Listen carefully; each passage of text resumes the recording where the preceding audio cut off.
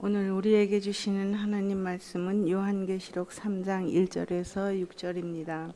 사대 교회의 사자에게 편지하라. 하나님의 일곱 영과 일곱 별을 가지신 이가 이르시되 내가 내 행위를 아노니 내가 살았다 하는 이름은 가졌으나 죽은 자로다. 너는 일깨어 그 남은 바 죽게 된 것을 굳건하게 하라. 내 하나님 앞에 내 행위의 온전한 것을 찾지 못하였노니 그러므로 내가 어떻게 받았으며 어떻게 들었는지 생각하고 지켜 회개하라. 만일 일깨지 아니하면 내가 도둑같이 이르리니 어느 때에 내게 이르는지 내가 알지 못하리라. 그러나 시대에 그 옷을 더럽히지 아니한 자 몇 명이 내게 있어 흰 옷을 입고 나와 함께 다니리니 그들은 합당한 자인 연고라. 이기는 자는 이와 같이 흰 옷을 입을 것이요 내가 그 이름을 생명책에서 결코 지우지 아니하고 그 이름을 내 아버지 앞과 그의 천사들 앞에서 시인하리라. 귀 있는 자는 성령이 교회들에게 하시는 말씀을 들을지어다. 아멘.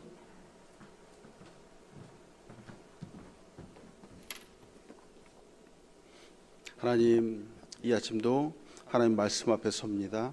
하나님 도우시고 이 말씀의 충만함으로 하나님 이 시대를 바르게 살아갈 수 있도록 우리 사람들을 축복하여 주시옵소서. 예수님의 이름으로 기도합니다. 아멘.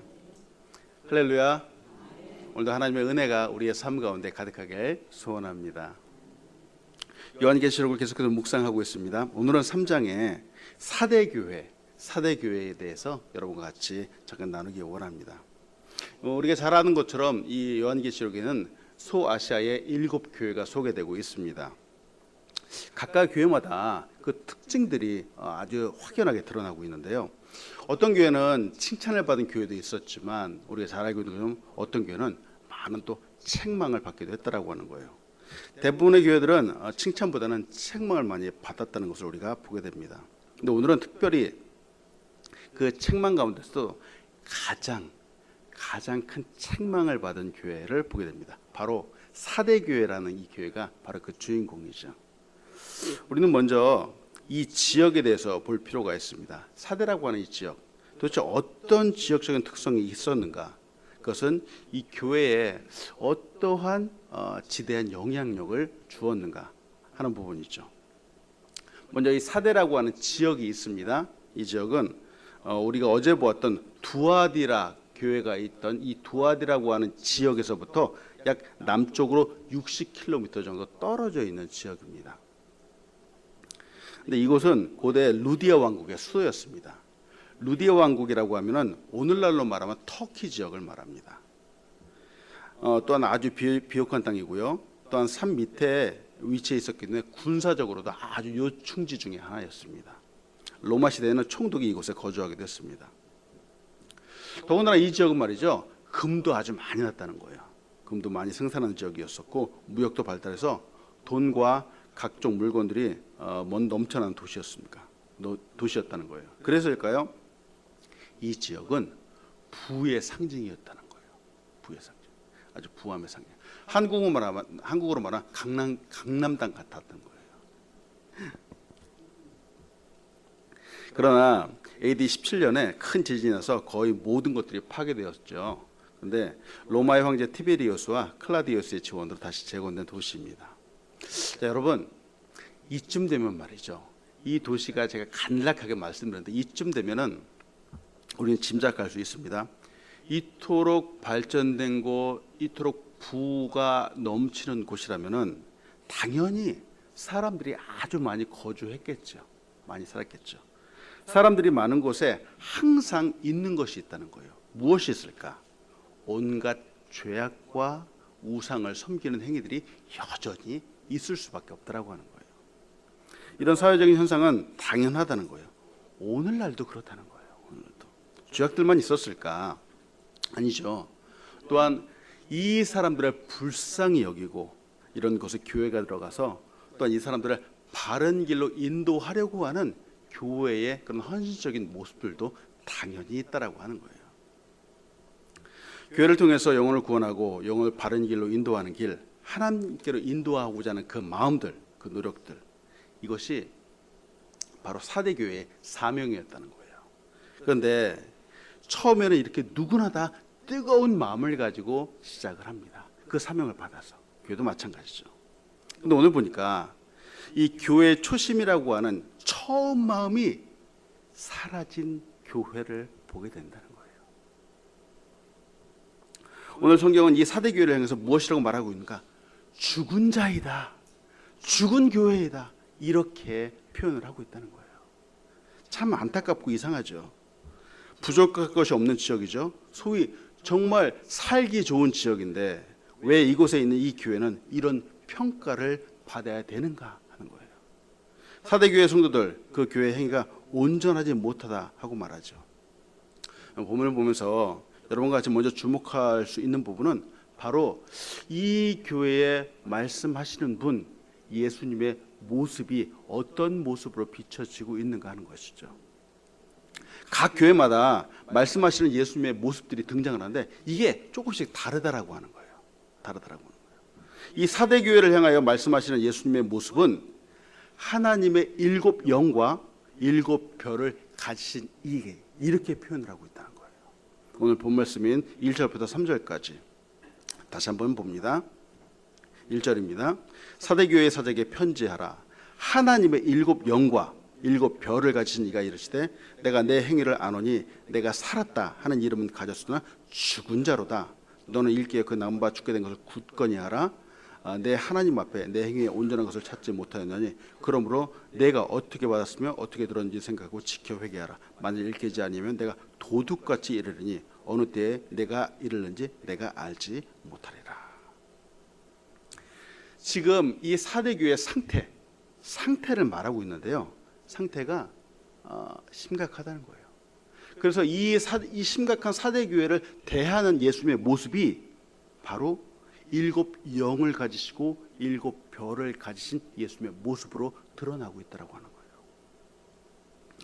사대교회의 상태를 봅니다. 먼저 이 교회는 죽은 교회라고 불리는 거예요. 거의 죽어가는 교회라는 거죠. 근데 아직까지는 교회입니다. 아직까지는 교회라고 불리고 있죠. 외향적으로는 주일이면은 여전히 예배가 드려지고요, 찬양이 나오고 사람들이 분주하게 움직이는 그런 모습들을 보게 되죠. 그런데 이렇게 분주하게 보이는 모습이지만 문제는 그들의 이런 행위가, 예배하는 행위가 온전하지 못하다라고 하는 거예요. 온전하지 못하다. 성경은 말하잖아요. 내 행위에 온전한 것을 찾지 못하였다. 이렇게 본문은 말하고 있다는 거죠. 이 모습은 마치 죽은 모습과 같다는 거예요. 도대체 이것이 무엇일까? 우리는 이 모습을 통해서 성경을 찾아가면서 좀 보아야 되죠. 먼저 우리가 잘 알고 있는 야고보서 2장 26절은 이렇게 우리에게 말합니다. 들으세요. 여러분 잘 알고 있는 계절이에요. 영혼 없는 몸이 죽은 것 같이 행함이 없는 믿음은 죽은 것이라. 이렇게 말한다는 거예요. 보세요. 영혼 없는 몸이 죽은 것 같이 믿음이, 행함이 없는 믿음이 죽은 것이래요. 이 말씀은 하나님 믿지 않는 사람들에게 주어지는 말씀이 아닙니다. 이 말씀은 바로 믿는 성도들에게, 그리스도인에게 주어지는 말씀이라는 거예요. 믿음이 있습니다. 성경이 말하는 믿음은 말씀을 따라서 행하는 믿음이라는 거예요. 믿음을 따라서 행하는 믿음이라는 거예요. 예수님을 믿었다고 하는데 행함이 없다? 주일에 교회도 나오지 않고 기도도 하지 않고 말씀도 보지 않고 전도도 하지 않고 이럴 수는 없다는 거죠. 이럴 수는 없다는 거죠. 성경은 이런 믿음을 죽은 것이다, 이렇게 표현을 한다는 거예요. 또 한 가지 있습니다. 디모데전서 5장 6절은 이렇게 표현을 해요. 또 향락을 좋아하는 자는 살았으나 죽었느니라, 이렇게 말한다는 거예요. 이는 모두에게 해당되는 말인데요. 향락, 놀기를 좋아하는 사람이 있습니다. 이런 사람을 성경은 살아있는 것 같지만 사실은 죽은 자와 같다라고 이렇게 표현을 한다는 거예요. 즐거워하는 것을 전혀 하지 말아야 될까요? 여기서 성경은 그런 말을 하는 것이 아니잖아요. 여기서는 쾌락만을 추구해가는 것, 즐거움만을 찾는 것, 이것이 얼마나 위험한 것인가, 바로 이것을 경고하고 있다는 거죠. 즉 사명을 잊어버리고 살아가는 것, 이라는 것을 잊고 즐거움만을 좋아하는 그런 사람들을 말합니다. 사대교회가 있었던 이 지역적인 특색이 아까도 말씀드렸죠. 거기는 금도 많이 나고요. 또 온갖 나라에 들어오는 무역들이 활발하고 땅도 비옥하고 이 지역을 부유함의 상징이라고 불리기도 했는데, 그런데 이 지역에 이 사명, 그 사람들이 영혼을 구원하기 위한 이 사명에 따라서 존재했던 이 사대교회가 죽은 교회라고 하는 평가를 받았다라고 하는 거예요. 지역이 부유함 같이 교회가 화려하고 부유해 보이지만 실상은 그렇지 않았다라고 하는 거예요. 아마도 교회 시설이나 건물은 정말 화려하고 좋았을지도 모르겠습니다. 사람들도 그렇게 보였을 수도 있습니다. 겉모습은 아름답고 예쁘게 보였을 수도 있는데요. 교회가 살아있다라고 하지만 아니요, 마치 죽은 교회 같았다라고 하는 거예요. 하나님 바로 이 부분을 지적을 하고 있는 거죠. 교회 속에 성령의 역사가 없었다라고 하는 거예요. 중요한 것은 성령의 역사가 없었다라고 하는 것은 영적으로 호흡이 끊어져 있다고 하는 거죠. 때문에 일곱 영을 가지신 예수님이 그 모습으로 나오셨다라고 하는 거예요. 일곱 영, 즉 성령의 역사를 말씀하시고자 하는 거예요. 죽어가는 교회, 죽어가는 영혼들에게 필요한 것이 무엇일까? 바로 생명의 호흡이라고 하는 거예요. 영적인 호흡이라고 하는 거죠. 성령의 역사입니다. 성령의 기름 부으심이 필요하다라고 하는 거죠. 문제는 사실은 이 사대교회 사람들이 이 사실을 전혀 깨닫지 못하고 있었다라고 하는 거예요. 너무 형식적이었다는 거죠. 화려한 지역이고 화려한 문화이고 때문에 교회도 화려한 교회, 겉으로 멋있는 교회가 되었을 가능성이 아주 많지만 역사적으로 이 지역은 계시록에 등장하는 7교회 중에서 가장 난해한 평가를 받고 있는 교회죠. 역사적으로 보면은 이 지역은 어떤 사단의 위협이라든지 이런 것들도 가장 적었다라고 합니다. 그런데도 핍박도 가장 적었던 교회인데 그럼에도 불구하고 이 주변의 환경과 문화와 적절하게 타협해 나가는 교회가 바로 이런 교회였다는 거예요. 사대교회는 세상과 타협하면서 자신이 점점 죽어가는 교회라는 사실을 깨닫지 못했다라고 하는 거예요. 참 안타깝다는 거죠. 또 주님이 오신다는 것에 관심조차 사라졌다는 거예요. 교회지만 하나님과 상관없는 교회가 되어버렸습니다. 여러분, 우리는 종종 고난이 축복이라고 하는 말을 듣습니다. 고난이 축복. 여러분 그런 말 많이 들어보셨잖아요. 사실은 이 말 저도 좋아하진 않지만 참 이게 진리인 것 같아요. 그래서 여러분에게 말씀드리고 싶은 거예요. 고난, 어려움, 이게 왜 축복일까? 이는 어려움 때문에, 이 고난 때문에 사실은 하나님을 더 찾게 되기 때문에 그렇다는 거예요. 이 진리를 여러분 아세요? 어려움이 있고 고난이 있기 때문에 한 번 더 하나님 앞에 무릎 꿇게 되고, 어려움 때문에 한 번 더 하나님의 얼굴을 구하게 된다는 거예요. 그렇기 때문에 고난이 축복이라고 한다는 거예요. 사람들은 고난 없는 평탄한 삶을 원합니다. 이런 삶을 추구해 가죠. 탄탄대로를 가기 희망합니다. 그런데 사실은 그런 길이 가장 위험한 길이라고 하는 거예요. 누구나 원하지만 그 길은 위험이 도사리고 있는 길이라는 거예요. 쉽게 나태해지고 쉽게 교만해지는 길이기 때문에 그렇다는 거예요. 삶에서 어려움이 없다? 이때 사람들은 기도하지 않는다라고 하는 거예요. 때문에 여러분, 이 새벽에도 우리에게 기도의 제목이 있고 하나님 앞에 눈물을 흘릴 제목이 있다는 것에 여러분 감사하시기 바랍니다. 이건 너무나도 큰 진리라고 하는 거예요. 그 문제 때문에 하나님의 얼굴을 구할 수 있는 것, 그것은 축복이라는 거예요. 그 기도의 제목 때문에 하나님의 은혜를 받는 것, 바로 이것이 너무나도 큰 축복이라고 하는 거예요. 오늘도 더욱 하나님을 찾으시는 여러분들 되시길 간절히 축복합니다. 오늘 본문을 통해서 우리가 배워야 하는 것은 이런 죽어가는 심령, 죽어가는 교회가 어떻게 하면 다시 생명을 회복하고 깨어날 수 있는가 하는 것이죠. 먼저는 자신의 모습을 똑바로 볼 수 있어야 된다는 거예요. 자신의 모습을. 2절에서 말하는 것처럼 일깨워야 한다라고 성경은 말하고 있어요. 일깨워. 뭐 어떻게 바라보는가? 하나님을 바라볼 줄 알아야 된다는 거예요. 말씀을 볼 수 있어야 된다는 거죠. 우리는 바로 보기 위해서 세상을 기준으로 삼으면 안 된다라고 하는 거예요. 예수님께서 예루살렘에 올라가셨을 때 여러분 베데스다라고 하는 연못이 있었습니다. 그것을 방문했습니다. 이 베데스다라고 하는 연못은 여러분 우리가 잘 알고 있는 건 38년 된 병자 외에도 무수하게 많은 아픈 사람들이 이 연못 주변에 모여 있었습니다. 그곳에 있는 많은 사람들은 문제가 있었어요. 자기가 정말 아픈 사람들인데 정작은 자신이 정말 아프다라고 하는 이 사실을 바라보지 못했던 사람들이에요. 이것이 무엇일까? 그들은 오로지 베데스다 연못만을 바라보고 물이 움직일 때 어떻게 하면 거기에 빨리 들어갈 수 있을까라고 하는 이상한 생각에 사로잡혀 있었지 정말 내가 얼마나 아픈가라는 사실을 모르고 있었던 사람이에요. 예수님이 38년 된 병자를 만났습니다. 그리고 예수님이 물어보시는 거예요. 내가 낫고자 하느냐? 예수님이 이렇게 질문을 하셨어요. 일반적이라면 그 질문에 네, 제가 병이 낫고 싶습니다. 이렇게 대답하는 것이 정상이잖아요.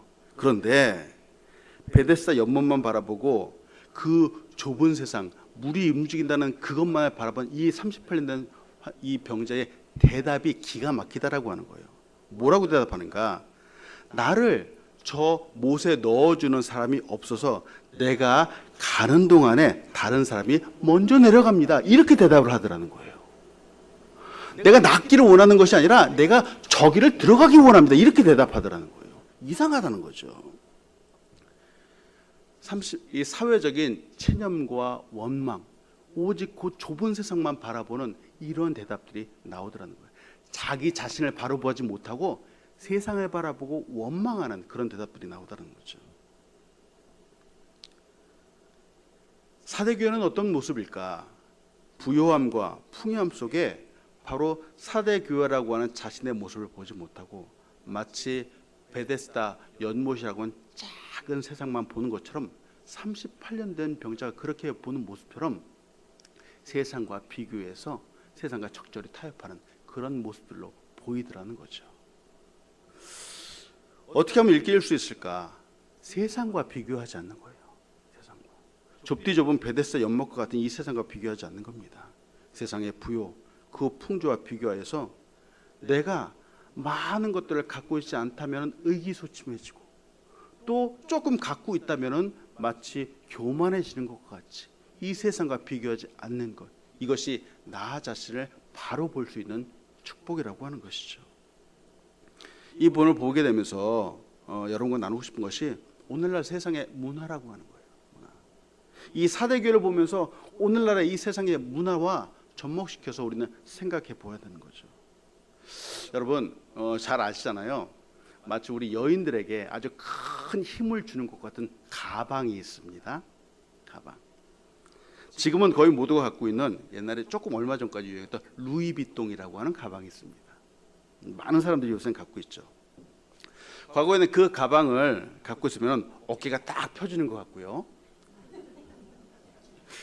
그 가방이 없으면 아이고 하고 어깨가 쪼그라드는 것 같은 그런 기분을 주는 그런 가방이 있었습니다. 지금은 많은 사람들이 갖고 있어요. 너무 평준화된 건데 지금은 여러분 들어보셨어요? 헤르메스 버킨스 가방이라는 게 또 유행을 한답니다. 한국 돈으로 이 헤르메스라고 하는 가방이 비싼 가방은 3억을 하고요. 그렇죠? 조금 싼 가방은 8천만 원 정도로 한답니다. 근데 사람들이 이 가방을 갖기 위해서 너무나도 많이 노력을 한다는 거예요. 근데 이 헤르메스라고 하는 이 가방의 이름이 있는데 이 이름의 뜻이 있습니다. 이 헤르메스는 그리스 신화 중에 한 사람의 이름이에요. 신화. 근데 그 신화의 그 이름의 뜻이 뭐냐면 도둑과 거짓말장이의 교활함을 추구하라는 신의 이름이 헤르메스라는 거예요. 그 이름을 붙인 가방이 왜 그렇게 사람들한테 인기가 있냐는 거예요. 어떻게 어떤 사람들은 이 거짓을 주관하고 거짓말을 주관하는 신의 이름을 붙인 이 가방을 3억씩 주고 사냐는 거예요. 말이 안 되잖아요. 오늘날 이것이 있고 없고가 중요한 문화처럼 되어버렸다는 거예요. 이 세상이. 살았다는 이름을 가졌으나 실상은 죽은 자와 같다는 거예요. 그것이 정말 그렇게 중요할까? 사대교회가 바로 이 부분을 깨닫지 못했다라고 하는 거예요. 예수님 말씀하시는 바가 너희는 마치 죽은 자와 같다라고 하시는데, 주는 바로 이 부분을 보고 계시는데, 너희의 생명이 얼마 남지 않았다고 하시는데 정작 자기 자신은 세상과 적절하게 타협하면서 정말 자기 자신의 모습은 보지 못하는 이런 모습을 안타까워한다는 거죠. 세상만을 바라보고 있기 때문에 그렇습니다. 베데스다와 같은 작은 연못만을 바라보고 있기 때문에 그렇죠. 일 깨지 아니하면, 다시 돌이키지 아니하면, 하나님을 바라보지 아니하면, 말씀을 보지 아니하면 이것이 살아날 수 없다라고 하는 거예요. 살아날 수 없다라고. 3절 후반부에 이렇게 말하잖아요.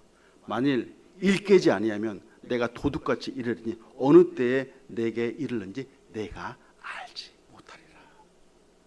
세상만을 바라보고 적절하게 타협하는 일때는 이 사람들, 사대교회는 주님이 어느 때에 임하는지 전혀 상상조차 할 수 없는 세상에 속한 교회가 되어버린다는 거예요. 안타깝다라고 하는 거예요. 이것이 무엇을 보느냐에 따라서 인생이 달라진다라고 하는 거죠. 오늘도 여러분 주님만을 바라보시는 여러분들 되시기 바랍니다. 이 세상이 아닌 말씀을 바라보시는 여러분들 되시기 바랍니다. 그리고는 처음 마음 초심을 다시 보라 하고 성경은 말합니다. 즉 너에게 받은 사명이 무엇이냐, 주어진 명령이 무엇이냐 다시 보아야 한다는 거죠. 3절이죠. 3절은 너희를 먼저 이제 이것을 하기 위해서 먼저 생각해야 된다는 거예요. 생각해야 돼요. 처음에 내가 받은 것이 무엇인가 한번 생각해 보라는 거예요. 주님께로 받은 사명이 있잖아요. 문제는 시간이 흐르면서 이것이 변질될 수 있다라고 하는 거예요. 스스로 타협해 버리는 경우가 많다라고 하는 거예요. 사대교회처럼 말이죠. 지금 사대교회가 그렇게 됐죠. 그리고 처음 받은 사명, 처음 받은 그것을 지켜야 한다라고 하는 거예요. 지켜야 한다. 세상이 아무리 변한다고 해도, 세상의 풍조와 문화가 변한다고 해도 그 본질을 지키는 것이 중요하다고 하는 거예요. 세상이 이렇게 변했으니까 이것도 변해야 돼, 그것이 아니라는 거예요. 물론 변해야 되는 부분이 있지만 그러나 끝까지 지켜야 되는 본질이 분명히 있다라고 하는 거예요. 옛날 것들, 구시대의 것들이 다 쓸모없을까? 그렇지 않다라고 하는 거죠. 물론 현대에 비하면 구닥다리 같아 보이고 쓸모없어 보이기도 하지만 새로운 시대를 열어가는 열쇠가 바로 옛 것에 숨어 있다라고 하는 거예요. 여러분, 한자성어에 온고지신이라고 하는 말이 있잖아요. 이것이 무엇일까? 옛 것을 익힐 때, 바르게 익힐 때 새 것을 알아간다라고 하는 거예요. 그리고 오늘 성경 3절에서 말하는 것은 또 회개해야 된다는 거예요. 회개해야 된다. 돌이키는 것이죠. 잘못되었다고 판단이 되면 바로 돌이킬 줄 알아야 된다는 거예요. 오늘날 많은 사람들이 결정 장애를 앓고 있습니다. 판단하고 결정해야 되는데 그것을 못하고 머뭇머뭇거리는 세대가 바로 오늘날 세대라는 거죠.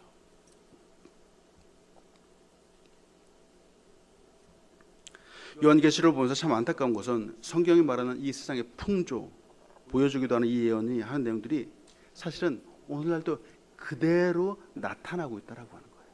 나타나고 있다. 세상이 참 많이 변했습니다. 발전했습니다. 빨라졌습니다. 어느 시대보다 정말 편리해졌습니다. 정보의 전달과 처리 속도는 앞으로도 상상을 초월할 것입니다. 그런데 이런 세대가 하나님 보시기에 정말 아름다운 세대일까? 결코 그렇지 않다는 거예요. 너무 부정적으로 보는 것 같지는 않지만 혹시 말이죠. 혹시 이 사대 교회의 모습과 같이 마치 살아있는 것 같아 보인다고 하지만 실상은 그 내면이 죽은 것 같은 그런 모습들, 이런 모습들이 이 세상에 있는 교회가 아닐까요? 저는 그런 부분들을 보면서 참 걱정이 되기도 합니다. 말씀 마칩니다. 근데 우리는 이런 세대 속에서도 우리를 향한 하나님의 그 사랑을 포기하지 않으시는 하나님을 다시 만나게 된다라고 하는 거죠. 무슨 뜻일까? 끝까지 우리를 구원하기 원하시는 하나님의 마음을 다시 한번 보게 됩니다. 이 부분이 바로 요한계시록의 핵심이 아닐까 생각을 합니다. 1절을 다시 한번 봅니다. 1절 다시 한번 보니까 사대 교회의 사자에게 편지하라. 하나님의 일곱 영과 일곱 뼈를 가지신 이가 이르시되 내가 내 행위를 아노니 하고 이렇게 말하죠. 편지하라는 거예요. 살리기 원한다라고 하는 거예요. 포기하지 않으신다라고 하는 거예요. 마치 죽은 교회 같지만 그냥 버려두지 않으신다라는 거예요. 한 글자라도 더 보내서 살리기 원하신다라고 하는 거예요. 죽은 교회라면, 완전 죽은 교회라면 편지를 하지 않을지도 모르겠죠. 버릴 것이라면 다시 쳐다보지도 않겠죠. 그러나 편지에서 살리기 원하신다는 거예요.